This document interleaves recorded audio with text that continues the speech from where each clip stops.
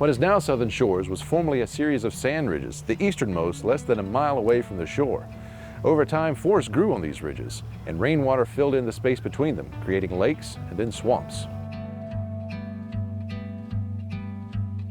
Now, what could an enterprising developer do with miles and miles of swamp? Stick had studied the ecology of our coastal environment and saw nothing wrong with the idea of turning these swamps into navigable waterways, which connected to the Sound. In the process, these ridges would become varied and desirable waterfront lots. In November of 1959, work began on what was described as land reclamation in back of the Soundside area.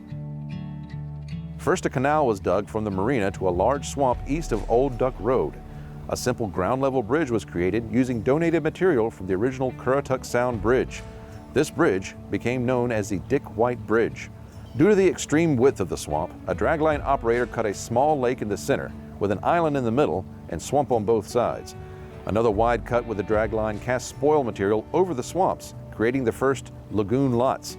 While the name was not exactly accurate, it did have the added advantage of sounding classier than canal lots. The island can still be seen from the bridge on East Dogwood Trail. The next few years were devoted to expanding the network of lagoons and opening up a variety of wooded home sites. The goal was always to try and conserve the land and vegetation as much as possible, and to lay out building sites in a manner dictated by the terrain.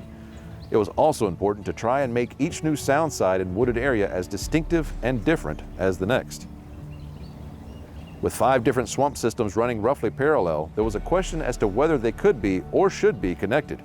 They decided to dig one major canal, a straight shot from the open waters in the west near Gingite Creek that cut through each of the ridges between. Then a 2-mile-long access canal was built from the main east-west canal south all the way to US 158, making it possible to enter the eastern swamps. Starting at the south end of what is now Chickahawk, another east-west canal was dug to reach the final network of swamps which crossed the Juniper Trail. From there, it was possible to move both north and south, therefore connecting the remaining swamps into one navigable lagoon.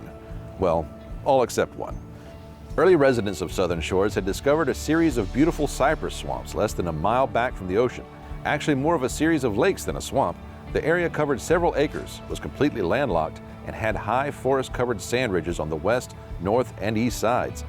Frank and David Stick stocked it with bass that had been caught in Gingite Creek and Currituck Sound. Those who knew about this place with its majestic cypress trees and atmosphere of tranquility tended to keep its whereabouts secret. This is a tradition that continues to this day. David Stick wanted to maintain a 13-acre cypress swamp right in the middle of a large residential community, and it was possible with certain caveats. First, there could be no disturbance of the land, especially on the wooded hills surrounding the pond, and no buildings could be built. Secondly, legal documentation had to be set up to make the area a preserve. And third, several hundred feet of canal that had already been dug needed to be filled back in. With these requirements in place, the serene cypress swamp was protected and preserved for future generations.